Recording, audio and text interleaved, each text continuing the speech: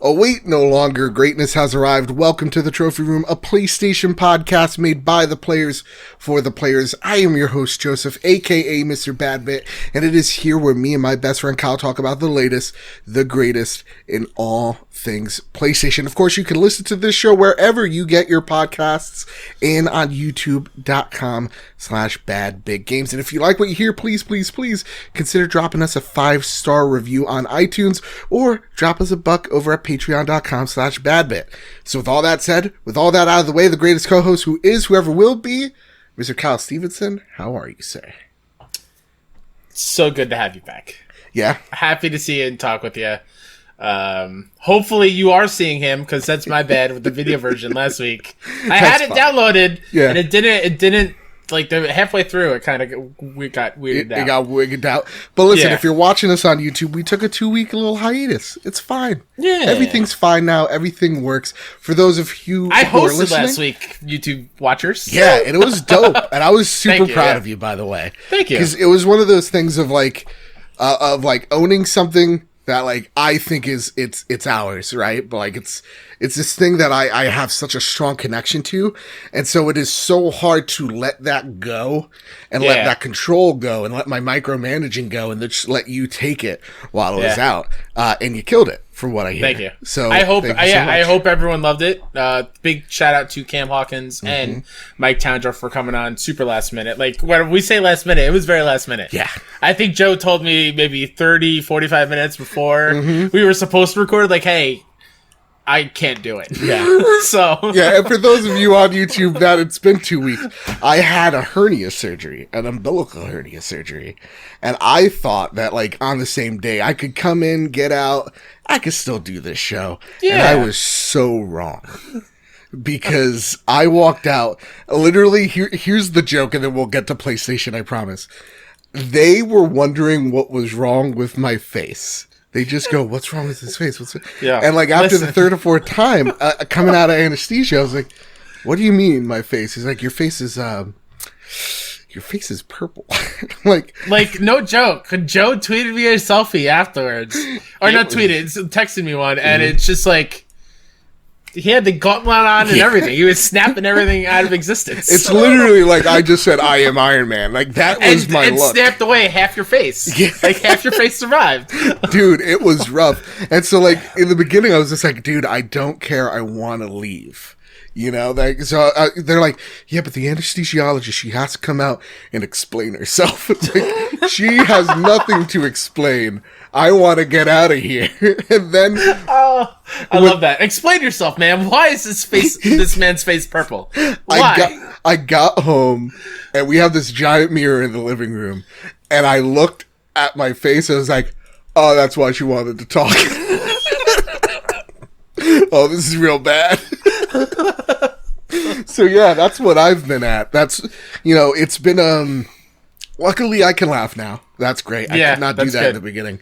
But yeah, it's been a wild week. It's been a lot of me playing games. And with that, we got a lot to talk about. We're going to be predicting the Ubisoft Forward show. We're going to be talking about why games are getting so gosh dang expensive. We're going to be talking about Naughty Dog dealing with toxicity, Microsoft buying Warner Brothers, maybe, I don't know. Who knows? We'll talk about that again. And of course, some more Flash news. But before we get into all of that, Kyle, each and every week, we talk about what you've been playing. Finally, this week, we could talk about what you've been playing. What have you been playing, good say? So I'm still kind of in a post-Last of Us 2 world feeling, where I am going to go for the platinum. I want the first game and the part 2. How close are you? Oh, I'm barely in there. I'm finding it... I'm finding it hard to go back in, not because I don't like the game. I love the game. Yeah. It's just that I don't know if I want to put myself mentally through the emotions of that game again. But it will get done. I think by the time next week comes around, I will 100% have the platinum in there. But the game that I've been finding myself gravitating towards is, I talked about it on the episode last week, it's a game called Fury Unleashed. Ooh. when we were on our Nintendo Dads, our friends that were guested there, they talked about that game very briefly on that episode. And I thought it sounded cool, and I looked it up, and it's basically like a roguelike game, like Rogue Legacy, where you die and upgrade and try again. Mm-hmm. But you are a comic book character, an iconic comic book character, who's, as you're playing, you get, everything goes black and white, like the colors evaporate from the comic. And then the comic creator is like texting friends like, what if this is my one-hit wonder? I don't have it anymore. Like, I'm losing my talent on writing this comic, and the comic or getting like review bombed. Like, you'll play through and there'll be bad reviews of the comic and be like, this is nowhere close to how good this used to be. He needs to hang it up. And so, like, the creator of this comic book character that you're playing of is going through self-doubt as you're playing through this, and you need to get to the end of the 3 issues that are the levels in order to, like, regain his self-confidence and, like, show him why this comic book is important and so valuable as a piece of writing form. And I haven't gotten to that 3rd comic. The game is super hard. There's only 2 difficulties, hard and easy. off the bat. All right. And it's all about comboing. So it plays like a twin stick shooter where right stick shoots your guns, whatever. And then you have melee with square, and you can stomp on people's heads like Mario and explode them. And the higher the combo, the more damage you do, the more experience points you get, which are ink blots. You collect the ink to level up your character. And then there's guys that gift you upgraded weapons and equipment and all stuff throughout the levels. It is super addicting, super fun. It's by Awesome Game Studio. I think it's $20. It is exactly what I needed right after Last of Us. It is a fun game. I just looked at it on my phone and I was just like, this actually does look pretty freaking cool. It gives me a little bit like a Metal Slug vibes. Well, yeah, Metal Slug and Contra kind of art style. All right. If you are anything like me, and Rogue Legacy is one of your favorite games of all time, please give this a shot. It is so good. I platinumed The Last of Us Part 2. I know you did, and I'm jealous. And because I was just like, if I'm going to go through surgery, the last thing, and I don't wake up, the last thing I want to be remembered by is platinuming The Last of Us Part 2. Yeah. And platinumed it. Extremely easy to platinum. This game, literally, you just got to play through it 1.5 times, if that. If you're really do the accessibility stuff? Yeah. Yep. Okay. Every time I needed to find something, there's an accessibility thing where you could. It's really cool, and it's literally in an instant where you put up this setting in accessibility where it paints you blue and your enemies red and grays out everything else. And then there's another accessibility where anything you can come in contact with, interact with, it's painted gold. And you can just swipe left on the D-pad, swipe on the touchpad, and it's instantaneous. It's like maybe a second load, and then bam, it's there, or if you want to turn it off. That's what I did. I also, and we'll talk about this later when we get to people being assholes on the internet. I know, surprise. That playing it the second time around, there are definitely areas that I feel like could have been reduced, or even just taken out, to make that story feel a bit shorter. Because what I think The Last of Us Part 2's issue is not with the length so much as the pacing, for sure, where people could get stuck up on. It didn't get me stuck up on, but I understand why. And at the same exact time, it's such an emotional journey that it's a draining experience. Oh, yeah. So you kind of do want it done, because you are so emotionally invested, for the most part, for people that enjoy the story, enjoy Ellie and all that. After I platinumed that, I went and I was like, I'm in pain. I need something that I don't need to think about. I played Ratchet and Clank on a PS4, because it's a game that I never beat on a PS4, but I love it so much. Fun platinum to get. Yeah. Very fun platinum to get. I am going to platinum this game because it reminds me of, like, my early tweens. Is that what, like, when you were like 10, 11, 12? Yeah. That's tweens, right? Yeah. Yep. And yeah, like, I remember as like a 10, 11, 12-year-old loving, up your arsenal, playing the original Ratchet and loving my experience there. And that's what this game does as well for me. It just gives me fun platform, turn your brain off. But every time I have to do a puzzle, it's like the Trespasser puzzles suck. I don't like how they control. But other than that, man, it is such a fun, stupid game to just play. And yeah, it looks like this is an easy platinum that I'll be getting. And then hopefully next week, I'll be able to play Iron Man VR. I was going to play it earlier this week. I feel like I could play it right now, but I got to consult my doctor. How weird and old that makes me sound. Well, yeah, like I'm sure you can play that game sitting down. Mm-hmm. But that game you have to be standing up for. Excuse me. So like you have to be able to handle that kind of thruster around and whatnot. Yeah. So yeah, it's just a lot of moving, and that's why I'm like, I don't know if I could crouch. I don't know how much energy I can actually exude, but I'm really excited because like all the reviews I've seen of Iron Man and seeing how well it's done, like it's bravo camouflage because it looks so freaking great. With that, before we get into the news, before we square up the news, I want to thank our awesome patrons over at patreon.com/badbit. Because of your generosity, it helps us build this big, beautiful family that we call home here at the Trophy Room. It gets us better equipment like the mic we're using right now.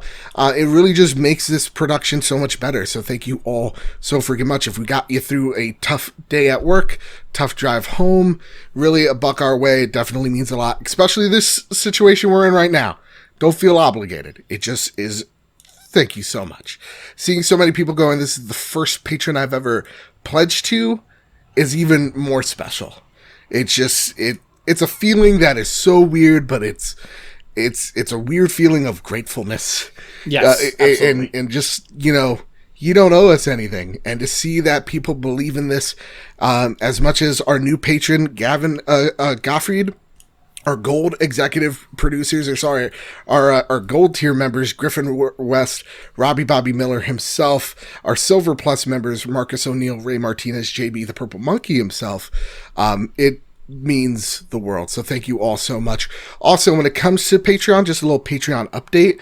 Gold members, expect me to message you soon about those shirts.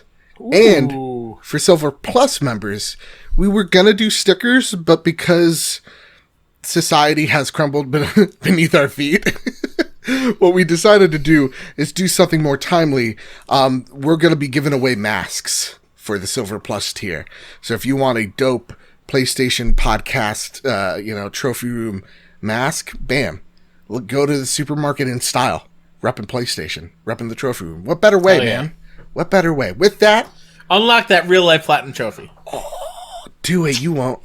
Wear that mask. It's the easiest platinum you could ever get. Wear the mask. It's really the easiest platinum you can ever get. And have you seen... Right, before we square up the news, seriously, for a second. Hold on a second. Yeah. Let's copyright this right now before I say it. Okay. Is there a platinum trophy mask for trophy hunters? To just like the easiest platinum you'll ever get and saving lives doing so? You unlock it and you just wear it? Like, we gotta talk to Fiona about this. We gotta talk about it. Yeah, we gotta talk. We gotta. This is ingenious what you just thought of. But have you seen the lady bashing into the restaurant door because she won't be allowed straight in? Straight up zombie lady. Yeah, and she's licking the door like fucking weird. And then they mashed up I Am Robot, the Will Smith movie. I Am Legend. Yeah. It is legitimately the funniest thing I've ever seen. It also then gives you a realization that like, this wasn't staged. No. Like someone really thought she was high as a kite on something. Dude, she's like, I can't get my burritos. I'm going to bash this door in. If I can't, I'm going to lick this door. This publicly used door. I love it. Real quick, yes. Please go search this out on the internet. Watch it, and then let us know how awesome you think it is. From an entertainment standpoint. Yes. Solely on the guy filming, because he's laughing at her the entire time. He's like, she's going I Am Legend on this shit. Look at this lady. Look at this crazy lady. It's fantastic, man. Karens, you gotta give it up to them. Oh man, they will. No, don't give it up to Karens. They will. Don't Working at GameStop, Dealing with Karens. The worst. The worst. Retail experience behind. Let's time to square off the news, shall we? Yes. First one comes from Ben Gilbert over at Business Insider. The standard price for video games may be increasing to $70 for the PlayStation 5 and next-gen Xbox, ending 15 years of $60 games. When this year's annual NBA 2K game launches, it'll cost the same $60 it has always cost for current generation Xbox One and PS4 consoles.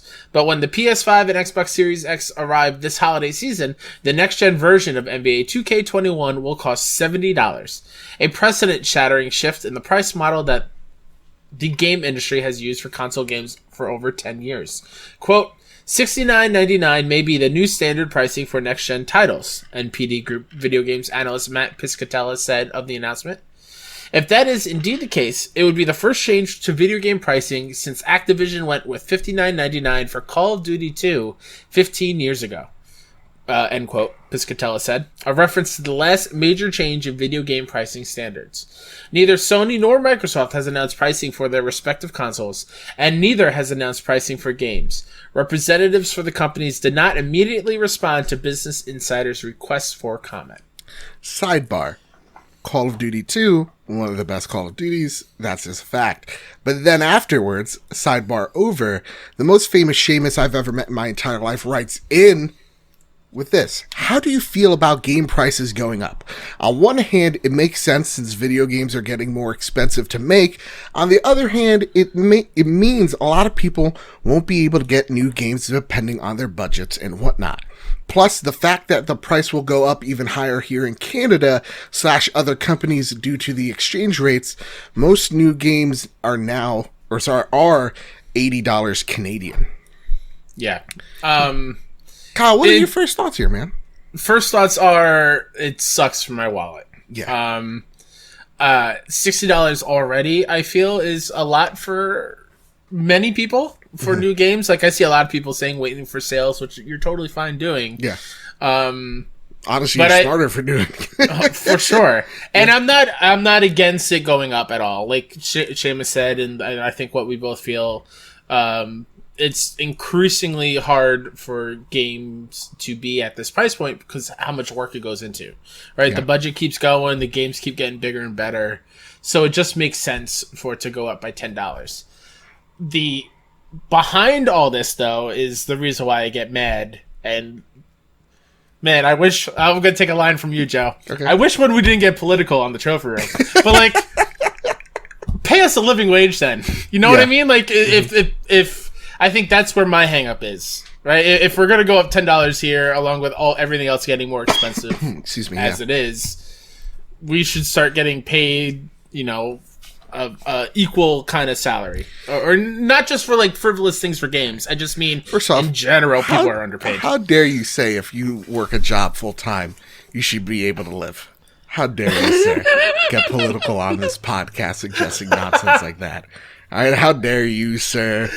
Okay, how dare you if you work a full-time job being able to pay off your student loan? In my day, I got paid $2 an hour. Well, that's equal to like $20 an hour now. Yeah, come on, person, man. Come on. I bought a Corvette for a nickel. No, like the same thing goes when people are like, "Well, Mario 64 was $80 back in the '90s," and I'm like, "We get it. Video games are even more expensive than they are now." That alone now is like what, $100 and something dollars? Probably more than that. Yeah, way more than that, right? Like, yeah, I totally get. So for me, I'm not upset, right? First off, $69.99, nice. Secondly, I'm not upset because it's been this way for over 15 years. Yeah. So I expected this to go up.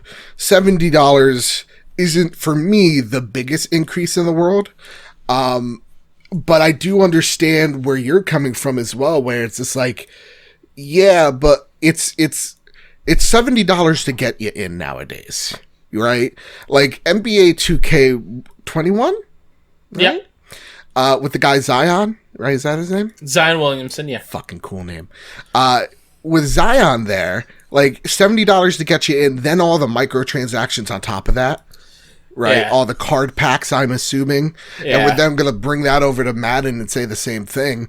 Like all the microtransactions that are then paying for your cosmetics or your in-game bonuses, like where does that did microtransactions, this is for like a Matt Piscatella, did microtransactions help alleviate that stress? I assume, but at the same exact time, this game is already making billions of dollars being at the price point it is right now. And I think it comes down to, you know, getting on my soapbox, we see all these like CEOs patting themselves on the back, giving themselves multi-million-dollar checks, salaries with 3 O's in them, like, or 3 O's, they're only making hundreds of dollars, like 9 zeros in them. Like, it is. They wrote it in crayons. Yeah. The Here you go, Mark Zuckerberg. Here's your allowance, $700. I hope you like it for a whole year. But like, then the bonuses, then, the stock buybacks that they do to buy their own companies to make the stock prices even more valuable. Like, it's those things like that, the behind the scenes business shit that is more insidious. So like, on one hand, I get it. It's 15 years of like, we've come to know that $60 is what we're going to get. And we can understand that development, this $10 price hike, I believe I saw it on Games Industry, only covers 17% of the game's overall budget. So they still need to find that money elsewhere. We're coming to a point where, development costs cost so much, bonuses, salaries, all that jazz cost so much. We're going to hit a ceiling here of what's acceptable, what's not.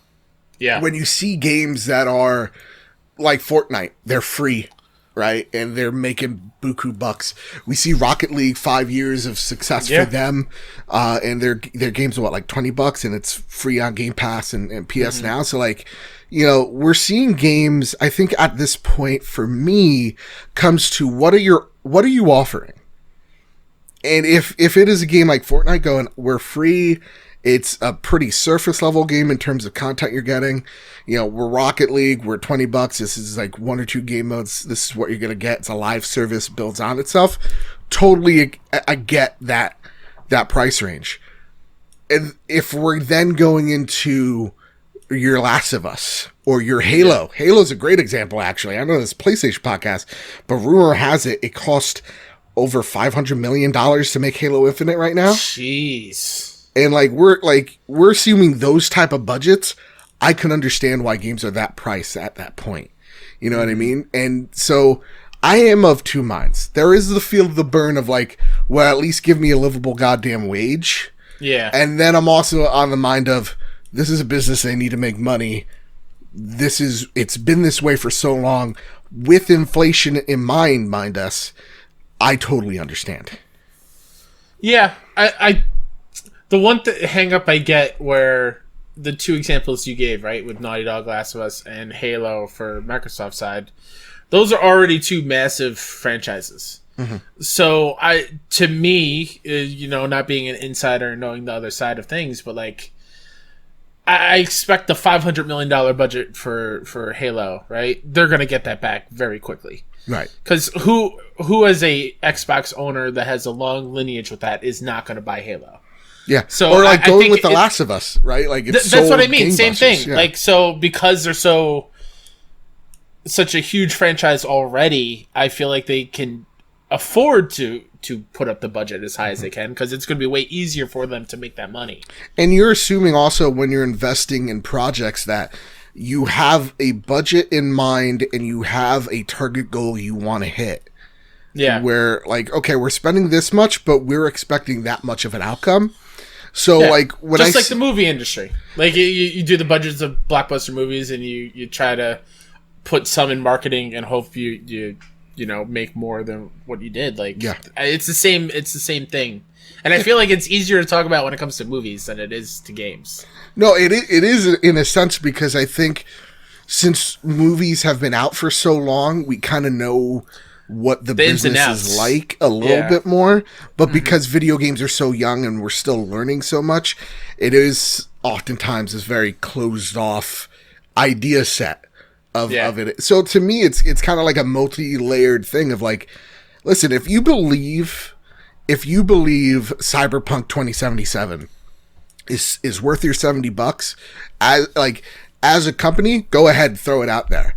You know, I would pay, real talk, $80, $100 for a game that is uncompromised with no microtransactions. That's what I'm willing to pay, right? If for a whole Cyberpunk, nothing, whatever. If a game does have those compromises, do have those microtransactions, yeah, I do expect them to be a little cheaper. You know, I'm expecting if I see Fortnite, which is free, or Call of Duty Warzone, which is free, and then, you know, seeing NBA 2K11, you're not really iterating on much from what I hear. Fans are not happy with your microtransaction scheme. And then on top of this, you're going to throw another $10 higher. And then on top of that, you're not going to give us a free upgrade when we get our PlayStation 5s. That's not worth it. Well, you are. Oh, 2K, they announced it? Yeah, it's very weird. So, like, if you buy... A bullshit collector's edition? I think it's the Mamba edition. You'll get the basic edition on PS5. If you buy the Mamba edition on PS5 or Xbox Series X, you'll get the basic edition on current gen. So it's bullshit. For no extra cost. It's awful. It's not great. Yeah. So yeah, like, you know, if you're going to offer us bullshit solutions, yeah, I don't see that. And I also, thing. You know, talking or speaking to our Canadian friends out there, like Seamus here,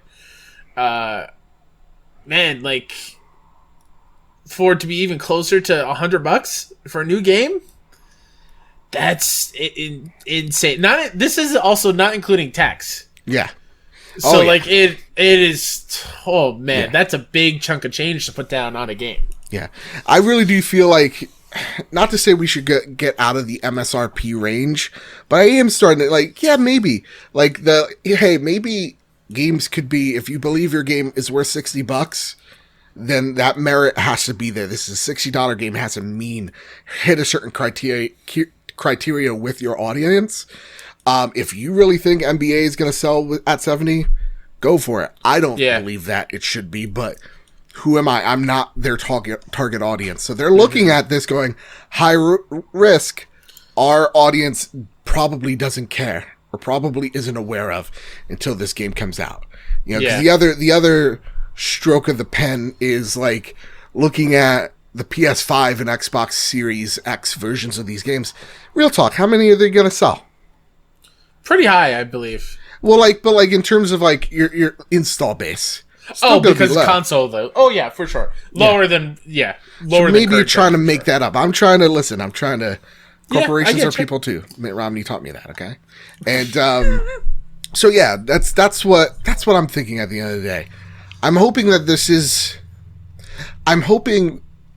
taken into account when those games are being made. That this is going to be a $70 price. Are these things going to still move the same way? So yeah, it is a multifaceted thing that is kind of, I can see from both lenses, but like seeing a game like Celeste, what was it, $20? I believe it was $20. Yeah, that's $20 you could spend.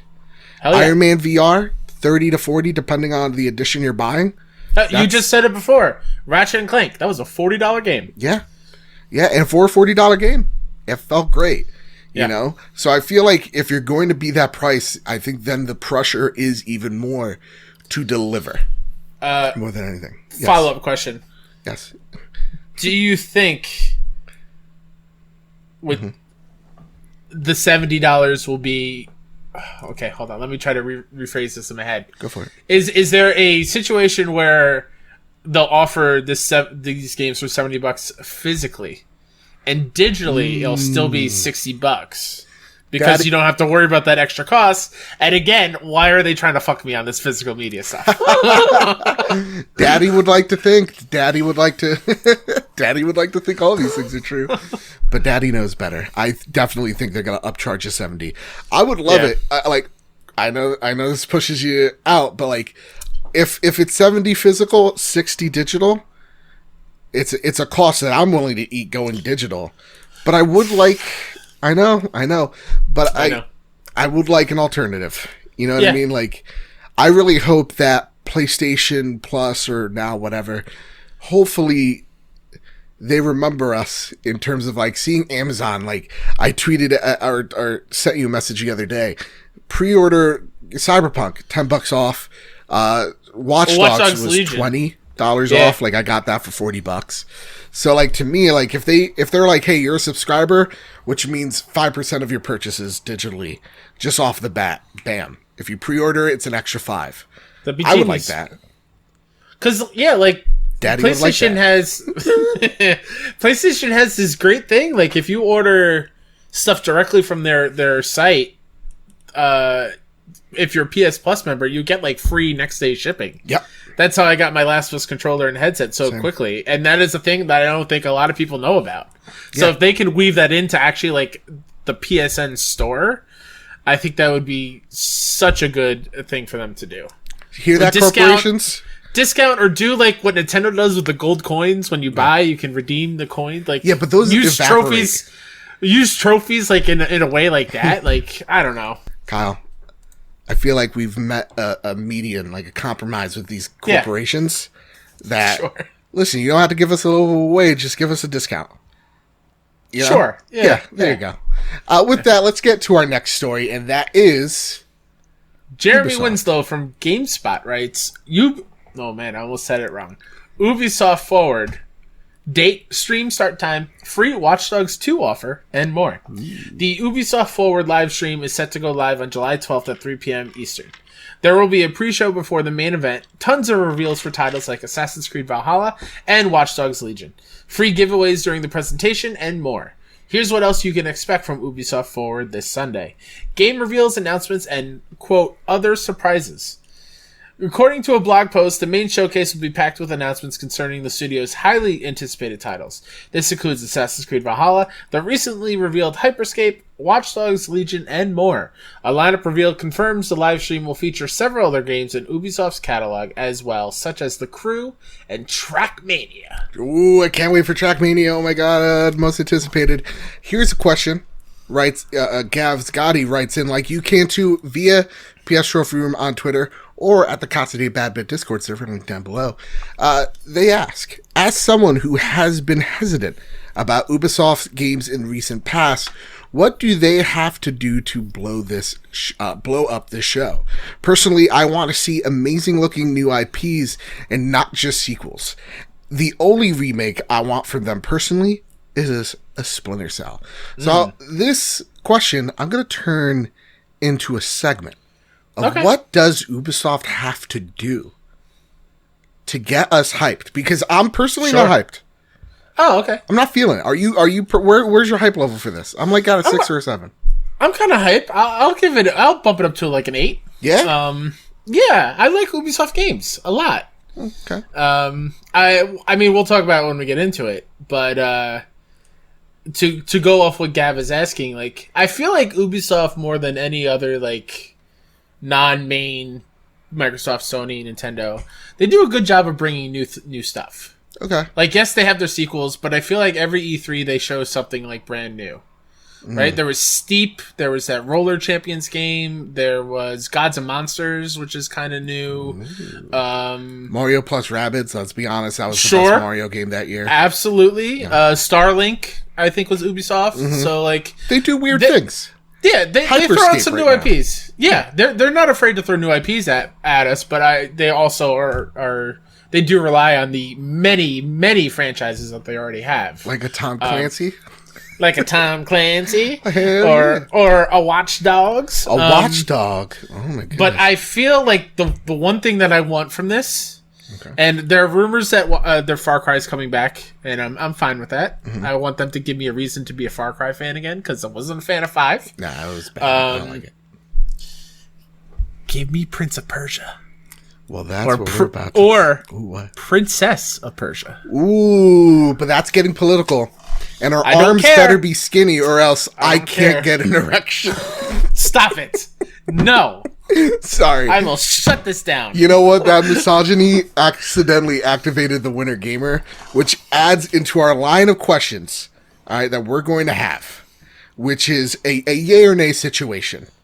Okay, when we're predicting this showcase. I got a list of questions. Again, Winter Gamer's going to kick this off for us. It's yay or nay. No bullshit like, is Yee's Gimmal going to clap 3 times, Kyle, all right? These are real hard-hitting questions. Oh, right? Okay.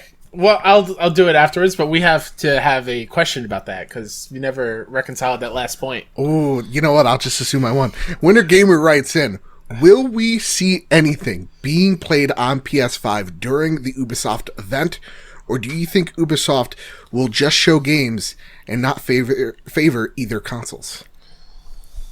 Aren't they already favoring either consoles currently? I mean, right? They did the Valhalla thing. Xbox, right? Yeah, and people were not a fan. Yeah, that was I did not like that at all. No. Very shady.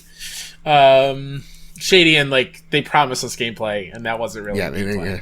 Yeah. I would assume that they'll probably stick to like showing off current gen stuff. Okay. I'm going to say maybe like they're the surprises, right? Sure, but like the things we already know about will probably be already current gen stuff. I think it's going to be pretty even footing, whereas like they'll show us some cinematic trailers that aren't representative of gameplay. I know that's shocking. Publishers would never do that, but they probably show us a bit of that when it comes to like things that are far out. For things that are closer, that are like right now, you will see, next gen, and then we'll see this gen stuff like Hyperscape, and then talk about an upgrade system going further or into the future. And then when we're seeing Valhalla, we'll probably see like Xbox Series X gameplay, and then they'll give us a one game for PS5 as well. So I think it'll be pretty even. So I will say we will see something being played on a PS5 or something next gen. That's why I'll stick to PS5 because it's PlayStation. All right. Yeah. It may be playing on that Atari box. Who knows? All right. Now here's a list of games that I got here. All right. Will we see a price and date for Skull and Bones? Oh, well, I forgot that was a thing. It's a hard no for both of us. I just... They need to. I think that was announced, 2-3 years ago at this point? Yep. They need to show that off. Do you think that game's dead? Not dead. But it obviously went away for a while because of reasons that I don't have right now, but it's a thing. I think it's still a thing. I don't think we're going to see a price or date either. I think they're going to show it off, and it's definitely like labeled as a next gen thing. Reason why I say that, I think you're looking at something like Sea of Thieves that are doing so well on Steam and seeing that there may be a marketplace for it. Okay. That's one tally there. We both don't think Skull and Bones is going to see a price or date. Will we see Gods and Monsters as a price and date, Kyle? Price, no. Okay. Date, yes. Okay. Here's a little extension to that. Will it also have a free PS5 version? Strictly current gen. Like an upgrade? Yeah, like an upgrade.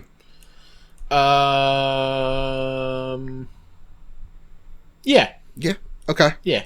I think Gods and Monsters is a price and date. I do think I'm not going to say it's this year. But I think we're going to get a price. I don't think it is either. When I'm saying date too, I'm being super generous. I'm not saying like a hard date. I'm saying like summer, winter. So but seeing the price, I think it's like $50, so it is a smaller title from them. Here's a follow-up question to you. Do you actually think we're going to see prices at all during this? That's a good question. Okay. Because like when you ask price and date, like I'm trying to think back of like past E3 at Ubisoft, they really only just say date. You scratch price. We'll just put date. Okay. So yeah, we'll see a Gods and Monsters date. Rainbow Six Siege/Quarantine. Yikes for a title right now. Let's be real. Are we going to see a date for Quarantine? Are we going to see a PS5 upgrade? A free upgrade? Oh man. Jeez, man. I don't know about date for this one. Okay. Yeah. I think it's going to be a next year thing, where it's just like and we change the name, or like everybody's at home, like that's it. Rainbow Six. They're like already living it. We're watching Tiger King this season. Okay. Will we see a date for Rainbow Six, the battle for TP? 60 players drop into a Costco. Let's make that game, please. Please, for the love of Christ. Somebody who's good at Dreams, make that game in Dreams. Oh my goodness. Oh god. And like if like you're living in Canada, it's like a Sam's Club or whatever, you know? It's like actually no, it's like one's a BJ's, one's a Costco, like different maps. Sam's Club. Oh hell yeah. Walmart. A Target, a very small base Target map where everyone's up and close. Wall running and everything. You pick your Karen. One's good at tackles. One's good at being openly racist in public. One's good at cutting in front of you in the lines. And I was here first. What are you talking about? One is just a coupon lady, a crazy coupon lady. They all won't wear masks. Nope. I can't breathe in it. Anyway. Those are the enemies. They're running after you with masks.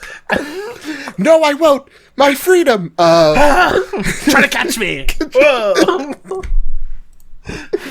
Oh, Christ. Will we see roller champions, Kyle? Why even talk about anything else? But no, like roller champions, sure. I think you can actually play roller champions now. I think it's in beta, right? Yeah. Or closed alpha, I think, on the... Yeah. Here's a question for you, sir. We have roller champions. We saw Hyperscape, their battle royale game. Yeah. We have both of these games, assuming free to play. Which one will be released at the show? Is it Roller Champions or Hyperscape? Ooh. Yeah. Ooh.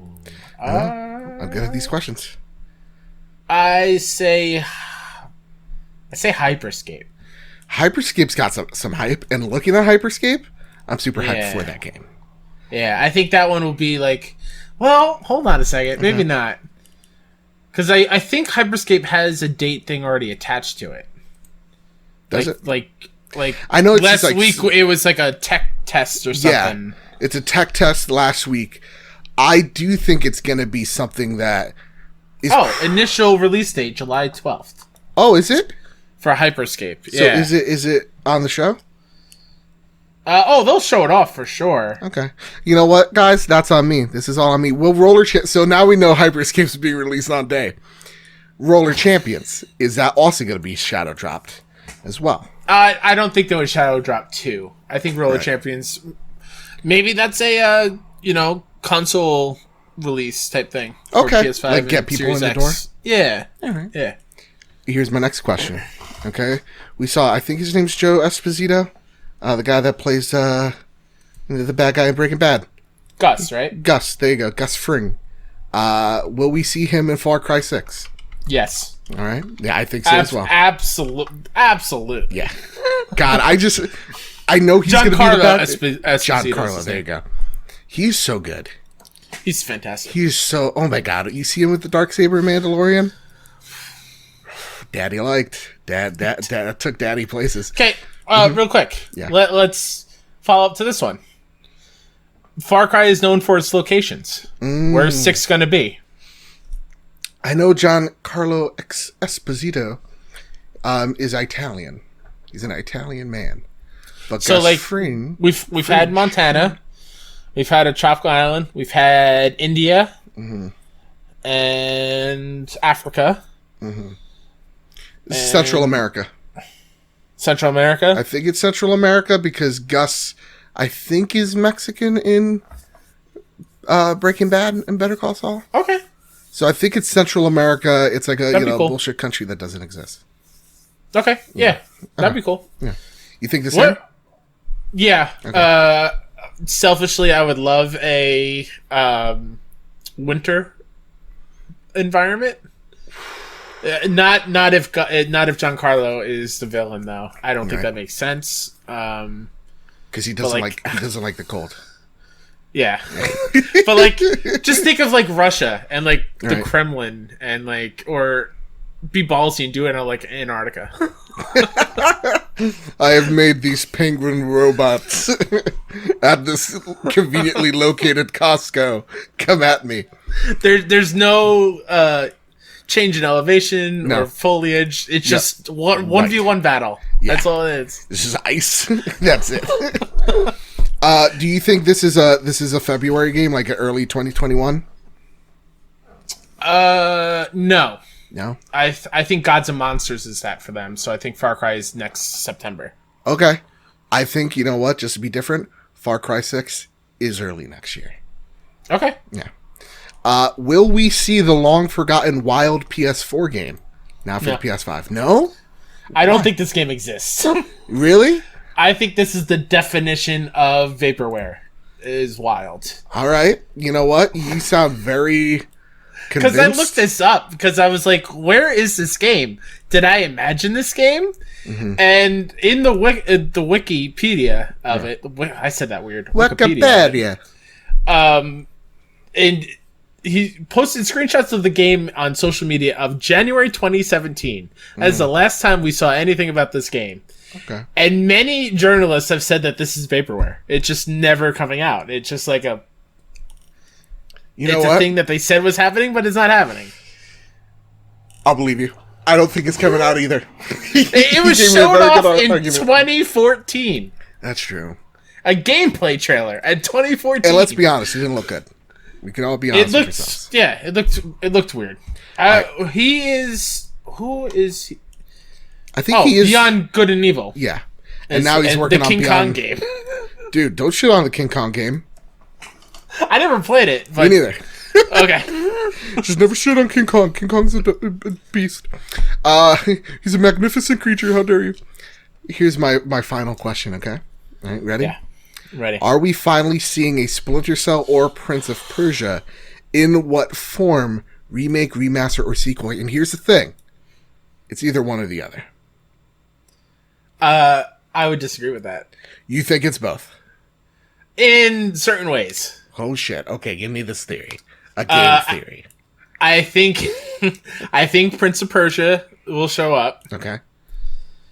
And I think Sam Fisher is going to be another operator in Rainbow Six Siege. I think that's how they bring him back, and I think that's another way to troll fans of Splinter Cell. Why? Because he did show up in Wildlands, did he not? He did. Yeah. I think he even voiced it as well. So, like, I don't know. That'd I just feel cool like it would be super cruel, but I still think that could happen. What if he's in quarantine? Ooh. Okay. Holy shit. What if they renamed Quarantine and made it into a Splinter Cell game? Kyle, you know what? Let's stop doing this me versus you prediction show because you're killing it right now. I want this game. A real quick. Yeah. Where's Rayman? Give me more Rayman. Yeah. I think I would love more Rayman. Also done this. Oh, that makes me sad. Yeah. I don't know. I don't know if that game saw the returns that Ubisoft wanted it to. But to go off your second part of these questions, the remake, remastered, or sequel, I think it's a brand new thing. Yeah. I don't think it's remastered or remake at all.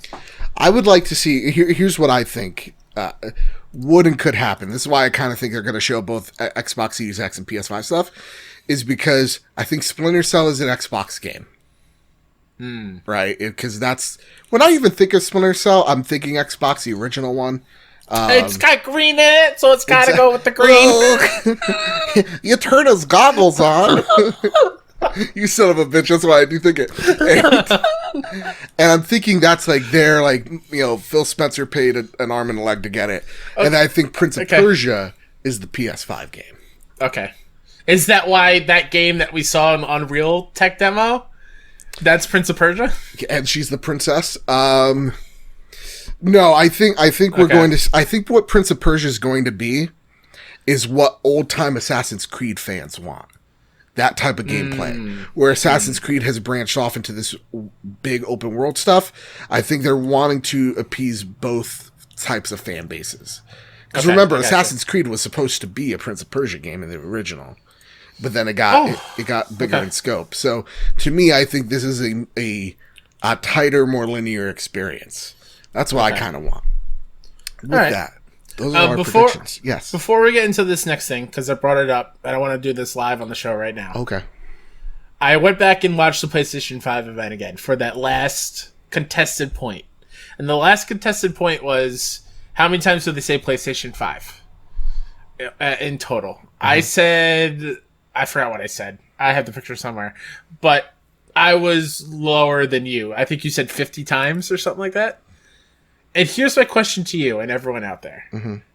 I watched it, and there's a certain point that comes on, and I dropped my controller. So I was like, oh no, did I just lose this? But then again, maybe not. Oh so there's the montage of the developers, right? Right before the system is shown off. And they all say, welcome to PlayStation 5 or something along that. That counts. Is that one time or each individual voice is PlayStation 5? Think about this. Because it's all synced up. They all say it at the same time. Mm-hmm. I don't know. I'm going to say it does because they all said it. It's just in a unison. So it's louder. Okay. Did I just win? You might have won. This is a new feeling. Unless I have to go back and count, but I'm pretty sure it was over 50. Oh my god. If it comes in at like 49, though, I'm going to be so happy that you still lost. You know what? Just knowing that it came close, that's all that's going to matter for me. what that means is I have to stream the Unicorn Princess for an hour or two, whatever it was. The point differential. Yeah, man. Next story. You know what? This episode's going to be a long one. I'm having too much fun. Yeah. Naughty Dog condemns harassment as The Last of Us Part 2 developers faces death threats. Kyle, take it away. Wesleyan Poole from Eurogamer writes, Naughty Dog has condemned harassment after a weekend in which The Last of Us 2 developers revealed death threats. Quote, although we welcome critical discussion, we condemn any form of harassment or threats directed towards our team and cast, Naughty Dog said in a tweet. Their safety is our top priority, but we must all work together to root out this type of behavior and maintain a constructive and compassionate discourse, end quote. The statement comes after voice actress Laura Bailey, who plays Abby in The Last of Us 2, took to Twitter to reveal disturbing death threats received over the role. While The Last of Us 2 has been a critical and commercial success, the discourse surrounding the PlayStation 4 exclusive has become increasingly toxic since part of the game was leaked ahead of release. Yeah, man, people suck. And when I say this, of course, you're allowed to not like the game if you didn't like it. But most of these people didn't even play it. Like when we saw the original, when the game first leaked, seeing how people like spoiled it for me and like try to openly spoil it for other people. Like when I see, like a lot of people didn't like the game, quote unquote, that's an asterisk. That number is an enigma. They're probably Russian bots at this point. I don't know anymore. Okay. Yeah. And they're getting their information from people that are so trolly and toxic in themselves when it comes to like games media people. Yeah. And they're just using that as the gospel. Like, if I see one more person say that every single person that bought this game is rushing to the store to try to return it, that makes me so angry because that is such factually false. Yeah, and not to mention, like, we're seeing people that are like, I'll name drop and give a fuck. Like the Quartering, he made 26 videos bashing this game, saying how it was going to suck and this, that, and the other thing. Yeah. SJW agenda, whatnot. Yeah, I'll even throw Angry Joe in that too. Angry Joe's, I watched his review just because I was curious. What a fucking sham of a review. Ooh, really? That thing was awful. Every single thing he pointed out was like, well, no, it was explained. Or like, he edited it as a way to make it seem like what he was saying was the truth or not. Are you saying that YouTubers are full of shit and we're all bullshitting each other? Not us. Not us. Not us. But, like, I hate people like that do that shit. But, like, real talk, that is why, like, I'm so disconnected with YouTube. And why, like, I don't like to make videos as much is because it's a lot of that. It's a lot of propagated bullshit. Yeah. And so it's not like to say, like, we're defending this game. That is, to me, it is my favorite of the two. But I understand why people would walk away going, just didn't hit it. Yeah, for sure. At the same exact time, like giving Neil Druckmann a picture of like anti-Semitic pictures and like awful, like go kill yourself type of comments, or tweet at Laura saying that I'm going to kill you and your baby and stuff like that. Like, what a fucking mental case! Like, seriously. So fuck that. I'm tired of this. I'm tired of this culture and this discourse. It's unhealthy. It's gross. Yeah. Grow up. Grow up. Seriously, it's a fucking game. If you didn't like it, you didn't like it. And if you love it, you love it. That's great. Yeah. If you can't separate a fictional character from the person who played it, you just can't play games or watch movies. They need to be banned from you forever. Yeah, if you can't make that separation, I don't know what to do. I don't know either. It's so bad. It's really bad. And so, like, when I see, like, Laura Bailey, who fucking killed it, by the way. Oh, my God. Phenomenal. Neil Druckmann getting shit as well. Like, look, even if I fucking hated the game and didn't like where it went, I'm not going to go there and whatever. I'm going to cheer them on. They spent years of their life making this game. The story, those characters mean so much to them. And when I see, and it's everywhere, right? Like, this could be talking about Halo and you're still a piece of shit. Like, if we're threatening creatives because we don't like the way we don't like something in their game. Great example, when Tracer came out as gay, and I was all for that. Yeah. And then seeing the toxicity afterwards. You gotta, there is something wrong. There is really something wrong. That still hurts my brain to think about. You're upset because a fictional character made of polygons and zeros and ones is gay? How does that impact your life? I have no idea. It hurts my brain trying to think about that kind of reasoning. I can't do it. I don't understand. Now, Nasty Boots does have a question. Yeah. He says, do you think Troy Baker is a total tool of how he acted in defense of Last of Us 2? Because here's the deal. Like, again, there's been criticism. There's been healthy conversations. Jason Schreier put out a tweet going, man, games are too long. And, like, Troy Baker came out with this, like, fucking quote from, like, Teddy Roosevelt talking about being in the arena and shit. Do you think that was a toolish thing to do? Not the best way of handling things? I'm a little conflicted on this one. I think you probably would have been best for Troy not to say anything at all in that moment, in that way. But I'm very empathetic. That is just my type of personality. I can only imagine, since the leaks happened, how much vitriol and hate has been thrown at Troy, Neil, Laura, Ashley, Shannon, who plays Dina, everybody. And it just piles up and up and up. And then it just kind of hits a breaking point and it all comes out. I feel like we said before, they are so attached to these characters. But even that, like, you have to, and coming at it, like I was talking with our good friend Luke, you're an actor.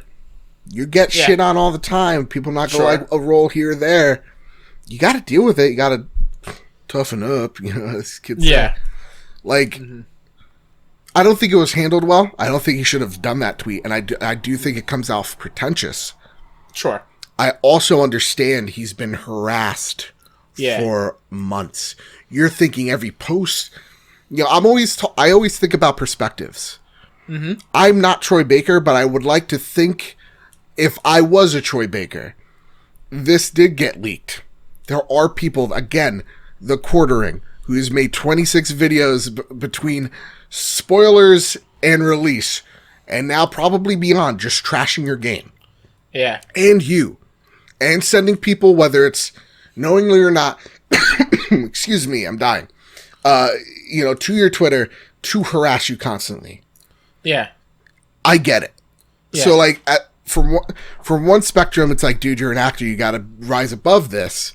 But at the same exact time, this isn't the movie industry or you know, the silver screen here. We are an immature community. And like, folks that are listening, I'm not saying you are. I'm saying me too. Look at me. I got fucking action figures in the back. What I'm saying is this is still a young medium. Yeah. And we're not used to these types of discourse. And that will hopefully fade over time. But I definitely understand where Troy Baker's coming from. And if I could just elaborate a little further, if you are one of these people, go. I'm not talking about our community, just as venting. Because I know we're not. We're fucking awesome here. Fuck yourself, man. It's a game. Go fuck yourself. Yeah. You're a loser. Because here's the thing. You know, we saw a streamer in the WoW scene take their own life. Because, you know, from what I saw, they were dealing with mental illness, and one person told them to go kill themselves. And he did. So, like, when I hear people go, oh, words are just words, no, they have meaning. Yeah. Words are powerful. Words are more powerful than anything. Mm-hmm. Words are who you are and how you use them define you. So, if you're one of these people that are going out there and just threatening someone's life or being an asshole, you're an asshole. That's just it. You know, even if it's a joke, it's just a joke. No, you're an asshole person. You need to change. Listen, I get it. I was 16 once too. You know, I was an asshole person. I tried to change and be better. Mm-hmm. I think that's what we really need to learn, is how to be better towards people. Because seeing the shit that Neil got, Laura got, and Troy after his tweet, we all make mistakes. We're not all perfect. Stop being mean to each other. Yeah. You know, like, when I see stupid, like, fanboy shit of, like, waving plastic boxes and, like, attacking people because you play somewhere else, it's literally the dumbest thing to me. I don't get it. Yeah. Attacking people for playing a role that you didn't like, that's on you. It's not on that person. You know? Get over it, man. To make an analogy, I don't even know if we need it at this point, but, like, imagine you're a student again, right? And you worked your ass off on this one project. Mm-hmm. And a teacher or somebody gave you a bad grade on it, or somebody came on and ruined a tiny little part of it. You're overprotective. You're protected of that because it's your time. You put your hard work into it. You love that thing. And for someone to ridicule it, no matter how tiny or big it is, it hurts. Yeah. And you have to understand that. And I think that's where I come from with the Troy thing. Like, he is Joel. It's what you do with that hurt as well. 100%. Yeah. And like I said, I don't think he should have put that tweet out at all. But I also can understand this character has been a part of him for over a decade. Yeah. Right? So, like, when you are attacking that game that means so much to him and Neil and Naughty Dog, and it's just like, think before you say it. Like Joe said, words have power. Yeah. Good or bad. Just think about what you say. And just think about there's someone else on the other side. Oh, yeah. You're hurting someone. Like, again, like, words have power in how you deal with that hurt. It's something like, when I see videos or comments on my YouTube channel calling me a fat fuck, dude, that hurts. But what do I do with that pain? I just have to take it and go, okay, this hurt, but how do I heal it? By just ignoring it. Ignore that person. Take that comment down, right? Like, when I see a 1-star review, oh, that sucks. It sucks because I know how much effort I put into it. Yeah. You know? And then we make fun of it on the show. Yeah, and that's how what we do with that hurt is we call them dumb idiots. Like, you know, that's why you need to rate us 5 stars. You know what I mean? But, like, yeah, it's. Hey, Joe, do the voice. Do the voice. But I don't like the voice. It's just like it's understanding. You know, like, we've had conversations. Like, I'll say a joke and you'd be like, I don't like that joke, and I'm never like, this is my way or the highway. It's like, okay, I understand. And then we move on, and I don't do a said joke, or I take something out. Like, if understand, like, people on the other side, just please be nicer. That's all. Absolutely. It doesn't take a lot of effort at all. No, and apologizing doesn't take a lot of effort either. Absolutely not. None at all. It's so easy to do. You know. So I'm sorry for that long rant, but I felt like it was needed. See? It was 100% needed. Let's get to the next story. Let's talk about, I think, better news. Tom Phillips from Eurogamer writes, Microsoft eyes Warner Brothers Interactive acquisition. A report. Warner Brothers Interactive Entertainment, owner of studios such as Rocksteady and NetherRealm, has a new suitor in its possible sale, Microsoft. Last month, Warner Brothers Interactive owner AT&T was reported to be seeking a sale of Warner's huge gaming division for around $4 billion in a bid to reduce company debts of $165 billion. Take-Two, Electronic Arts, and Activision Blizzard all initially expressed interest, but no deal was thought imminent. Last night, a new report from The Information stated Microsoft was also now eyeing up a purchase, according to sources at the company. Warner Brothers Interactive Entertainment is a huge enterprise, with more than a dozen studios located in the US and UK. Among them are Rocksteady, who make Batman Arkham and now Suicide Squad, NetherRealm, Mortal Kombat, TT Games, the Lego games, Monolith, Shadow of Mordor, Avalanche, the upcoming Harry Potter game, and WB Games Montreal, the Arkham Origins. He said oranges. Says oranges. Holy crap. Shout out to you, Tom. I wonder if you noticed. I hope. I'm going to click on this link, see if it got fixed. Yeah, I want to know. Because that's amazing. That's funny. It said Arkham Origins. Oranges. Nope, it's still there. Still there? I love it. I love you, Tom Phillips. That's great. So my question here, we talked about this a few weeks back. Yeah. Microsoft trying to fill that portfolio for Game Pass, man. They're being really, this is very aggressive. Kyle, you didn't like it. It got you nervous. It does get me nervous a lot. Here's what Daddy wants to know. Listen to Daddy here, okay? Daddy wants to know why is it Sony going after this? Like, we see Sony going after right now. I think the rumor is Leiyu, and I know I'm pronouncing that wrong. It's a Hong Kong firm. They own multiple studios, some of which include the Warframe gang and Splash Damage that did Gears of War Tactics, which, holy shit, it's coming closer. That Killzone Tactics game, it's happening. Hell yeah. It seems like Sony's going after that firm for a large chunk of cash. Why though? Why go after this different firm and not Warner Brothers? Why not Warner Brother here? I don't know. Because the ones that are in this article that we talked about are fantastic studios. Yeah. They make great games. Let's even take Rocksteady out of the equation. You got NetherRealm, Mortal Kombat. Iconic. Legendary. Yeah. I mean, TT Games. Lego. Are you kidding me? You got all the Monolith. Take what you will about the microtransactions. Shadow of Mordor is still a solid-ass game. Yeah. Avalanche made Mad Max, right? Yep. And that game was pretty great. Yeah. And WB Games Montreal Arkham Origins is greatly underappreciated. Arkham Oranges. Origins. This is going to mess me up. So, when I think of Sony is why they're not going after all this, because I think they know it'll be a lot of money, and I'm wondering if I was Sony, if I was Shu, if I was Shu. Well, now it's if I am host, if I am Herman, do I try to hit up WB Games and AT&T and hey, can we just can we just take Rocksteady? Be like, hey, listen, I'm hot. All right. Can we get NetherRealm? Can we just pick and choose some to bring on over? Yeah. And then, the person on the phone's oh my god, you're so fucking dreamy, dude. It's I know, I got this a lot. Your lucky wife. Because out of all of these, right, I think Rocksteady makes the most sense to be the one plucked out. Right. And nothing against NetherRealm, but I just don't think NetherRealm will tie themselves to one console. So here's what I'm thinking here. I do think, first off, out of all the buyers, I'm happy it's Microsoft. Because anyone else, that sucks. That totally sucks.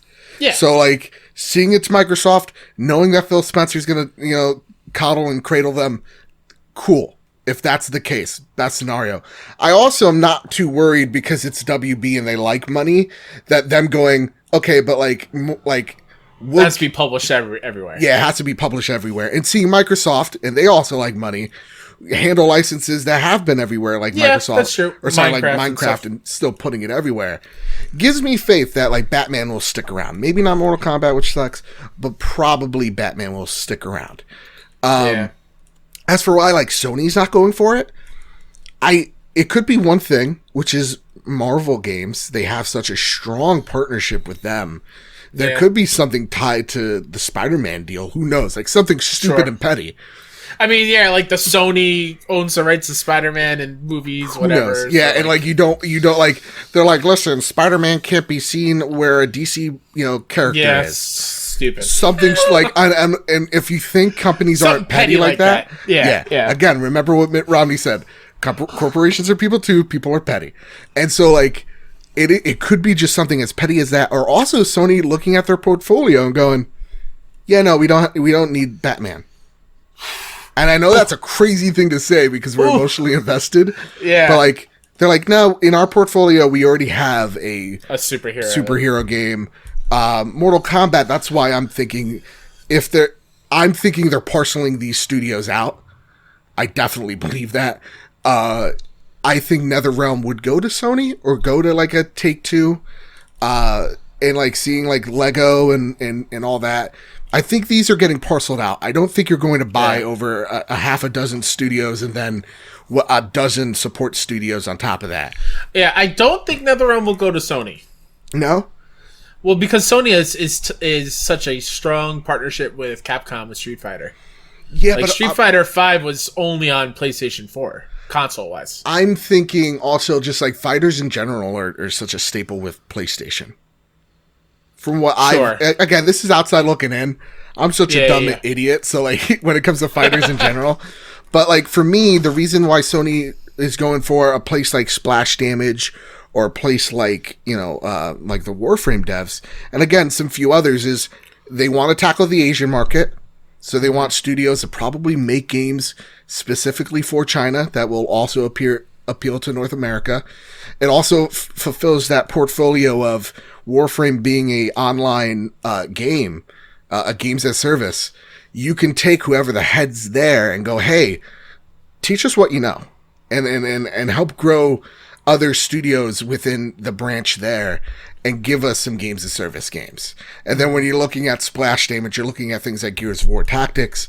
You're like, we don't have an RTS, let's do that. And kind of filling out the portfolio, not buying things to buy things, which I think Microsoft is in that space because Game Pass. They don't care if there's overlapping into portfolio because they need they need that 16 or 15 plus studios. I keep on saying, 16.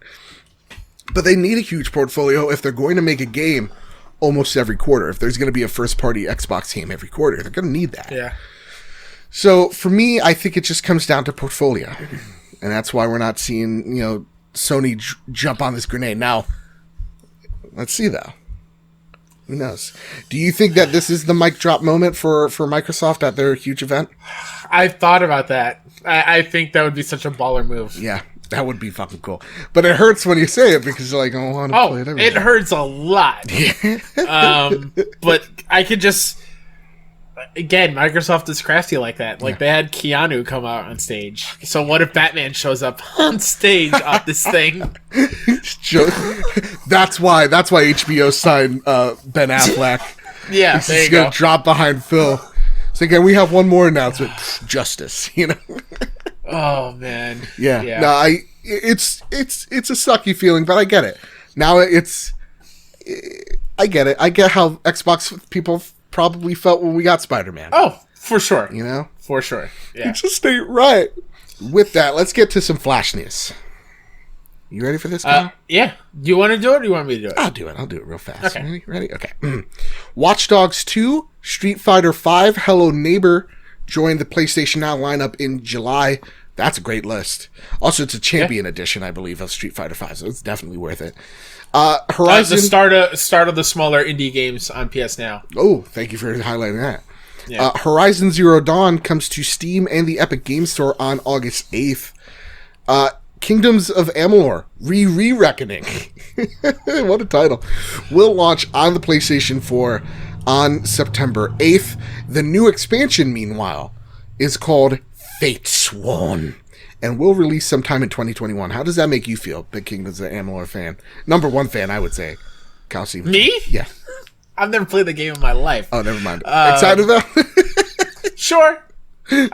Someone needs to get THQ unlock with these renaming things. Re-Reckoning, Remastered Edition. Come on, what are we doing here, THQ? What are we doing? Puns don't sell your games. What are you doing? Whatever Mark told you is wrong. Yeah. They don't work. Well, a lot of what Mark says he's going to do ends up not panning out. Yeah. With that, prepare the drop. Oh, wait. Are you holding on to something? I'm sorry. I prematurely dropped. Thank you. Prematurely blew my load on that. Now let's drop. Each and every week, usually PlayStation launches the latest and greatest onto the PlayStation storefront. The only problem is that there are way too many games to name. So each co-host picks a game of their title. This week, however, is another weird one. There's no games in the drop. Yeah, so they're taking a break from the drop. We have an announcement. The winner of the awesome Last of Us Part 2 swag bag is... What, do you want to say it, Kyle, or... Yeah, want me to have an awesome voice? All right, so for the last couple of weeks, we were, if you showed us a donation from a Black Lives Matter or a COVID-19 relief donation that you made recently, you were entered to win this cool collector's box. It had a duffel bag, coasters, pint glass socks, I think some pins. Oh, Last was Part 2. Not sponsored by anybody. This is just out of the goodness of our hearts here. And the winner is at Joe Boston 617 on Twitter. So congratulations, Joe. Thank you for fighting the good fight. And if you are listening to this, I already sent you a DM asking for your address, but if you're listening to this now, DM me your address and I'll have it sent to you as soon as possible. And that's at Who Dat Ninja 73. And just an update for the Fantasy Critic League. Yeah. Head to head. We're halfway through, and this is where we have our publishers and we drafted games. I am currently winning. Yep. 72 points to 68. We won't go too far into it. We had a roster of, how many are we allowed to have? I think it's like 20 games. 20 games. Yeah. We each have 3 game spots left. Damn it, you're going to get a big lead this week. All my heavy hitters have hit pretty great. Yeah. So I had Last was Part 2. I had Final Fantasy VII Remake. I had Doom Eternal. I also have Ghost of Tsushima. So I feel pretty... I also picked up Spider-Man Miles Morales. Ooh. So... Booyah. I have Assassin's Creed Valhalla. Uh-huh. I feel pretty good. I also did draft Horizon Forbidden West now. It's not releasing, so I don't get any points for that. And same thing for the Tales of Arise game. No points for that. Sucks to suck. Yeah, I feel confident. I think I got this on lock. Honestly, if Cyberpunk 2077 comes out and kills, I think I got it. If it doesn't, I don't got really? this. You think so? Yeah. So, like, your other big games are Overwatch 2. That's not coming out, right? Elden Ring. Fuck, that's not coming out. All right, I need some heavy hitters. You're right. I think you got this unlocked. Fuck. Now I'm looking at this. You did take Fuser from me. Yep. You also drafted Rogue Legacy 2, but that will also not release, so that's 0 points for you. That's what I get for being petty. So it's very competitive still. Yeah. There's already 4 points. Mm-hmm. You got the best possible score you can on a counter pick at 0 because you countered Tails, and that's not coming out. So you don't have to worry about negative points there. It's going to be close. It's interesting. I think also for these are only games that will show up on PlayStation consoles. Yeah. The one that we are in with the community, that is all games. Yeah, it's all the games. So it's interesting. We're at that midway point. I don't know how many more games are going to be announced. None. So because I got Persona 5 Royal, Resident Evil 3, Iron Man VR. I got only 5 points. Damn it, Iron Man VR. Paper Beast. I got me 11. So we'll see. We'll see. Again, I'm 1 point away from 69, which again, personal victory. We also had a budget of $100 to bid on these other games. I only have $38 left. You have 83. So you can just outbid me for the big stuff if you remember. If. With that, let's get into the Indie House's snail mail.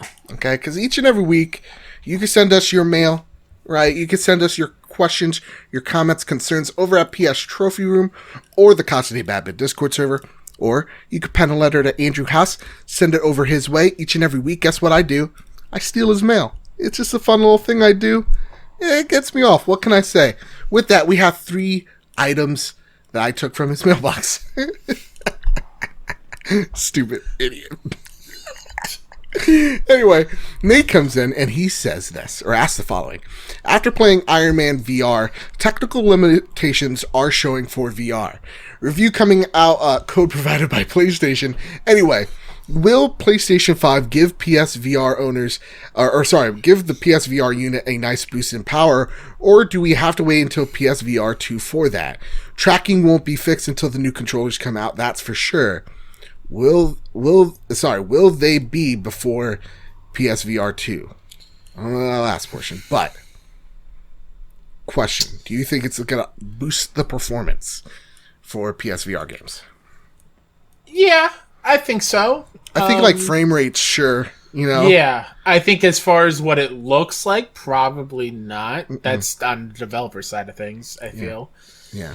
I'm just at this point I'm really praying for PSVR 2 that's cordless. Yep, and better controllers. You have no idea how close I came to hitting the buy button on an Oculus Quest. Oh, really? I was this close because I was like, I would love to just have that upstairs and do Beat Saber when I wake up in the dream and not have to worry about all these cords and moving the couch behind me and just have to push the desk back. Yeah, that would be the dream. But I held off because that's a lot of money, and I want to be able to talk PS5 later this year. Yeah, but the dream is VR 2 cordless, and it's powerful, and just give me cordless and give me better controllers. I'm done. You can give me to answer your question, Nate, yeah, for sure PS5 will give a boost. Yeah. I think it'll give a boost to everything. It's just not going to be the way we're thinking of. Yeah.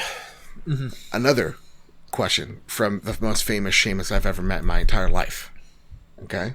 There'll never be one better. That's another thing I can guarantee. We're now halfway through the year.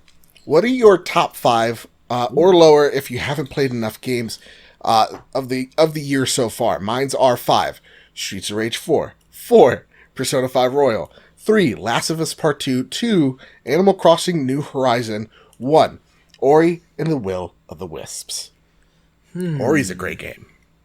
I'm not into 2D Metroidvanias, but that's a beautiful looking game. So I get it. And I heard it makes you feel things. Unfortunately for me, I'm a robot. Never had a feeling in my life. I'm pulling up what's the name of this app? Oh yeah, I need that. Games GG. I forgot what the actual name is, but you can log in what you've played. I'll throw it up. I don't know how to do this now. Games but like GG. It's just called Games Tracker, but the icon is just GG. Oh, okay, Games Tracker. Yeah, where you can input games you're playing and then update as you beat it or 100% or shelve it, whatever. So I'm just going through new games I've played. Mm-hmm. And as far as top 5, 1 is Last of Us Part 2, for sure. Mm-hmm. 2, I would say Final Fantasy VII Remake. 3, oh man, Doom Eternal. 4, controversial, Maneater. I love Maneater. Ooh, putting that at 4. Okay. And then 5, I haven't put too much into Royale, Persona 5. I'm going to say Bloodroots. I'm saying Bloodroots at 5. There's an app called PS Deals. Oh, really? Not an endorsement because I don't know if it gives you spam or not. I'm trying to find that Games Tracker. I'm going to find the actual name of it. Okay, cool. It's really, really cool. For me, and I actually kind of have to use this again. Number 1's Last of Us. I know, big surprise. This is a PlayStation podcast, folks. My favorite one I played a lot of Halo Wars. Yeah, Last of Us Part 2 for sure. Number 2, okay, because games I've played is Assassin's Creed Odyssey. I loved Assassin's Creed Odyssey. Oh yeah, I was going off of new games this year. But I played plenty of older games. Number 3 on the list of games this year, or like going back to that, I would say then would be either Animal Crossing or, we'll do Animal Crossing because it's timely. Number 4 would be Doom Eternal. Platinum that game. I enjoyed the hell out of it, yet I can't remember what happens. And then number 5, I'm going to say, is Darksiders Genesis, because I really, really like that game. That would be my top 5 so far, but I do expect that list to change rapidly next week when I'm able to play Iron Man and Ghost of Tsushima. Yeah. Of which, I forgot to mention this at the top of the show. Yeah, we will be having a special bonus episode of the Trophy Room where me and Kyle are going to sit down with our good friend Brock McLaughlin once again, but this time we're going to have a review discussion of Ghost of Tsushima on the 14th when the embargo lifts. So we're super excited to talk about it. So expect a bonus episode next week. Continue. The app in question is just GG. It's just GG. If you also search for a video game collection tracker, you can also probably find it there. It's pretty great. Okay, let me see. I could do this after the show. Yeah, that's fine. Yeah. I'll do it now. I got it. Bam. Okay. Just wait. It needs to scan my face. That's not weird. Scan my face, Daddy. Thank you. I was watching the Apple event, and I'm like, this stuff, because like my phone's battery's just dying. And I'm like, I was actually thinking about getting a Pixel. But I was just like, and then I reconsidered because I'm not lame. Anyway, Android users, I'm only kidding, but you guys suck. Anyway. Gotta get this battery case, Joe. I don't like the feeling of it. I get it. It gives me ooey gooey feelings. I don't like it. Ew, ooey gooey. Naka chaka. Writes in. They got. That's a great one. I'm putting that one in the mental bank. Nakachaka writes in, the second installment of the Dark Pictures anthology will come out this October. What would you like to see from Little Hopes, given that Man of Medan didn't receive high praise the way Until Dawn received universal acclaim? I would like, real talk, the events to not be bullshit. That's the one big thing. Man of Medan, I remember doing things right and still messing up, and that really pissed me off. And I was not a fan of some of the characters, if my memory serves me right.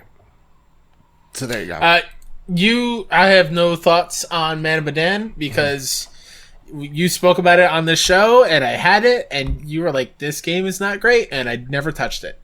But I love Until Dawn. Yeah. So if it comes anywhere closer to Until Dawn, more than what Man of Medan is, I'm totally in. Especially on Halloween time?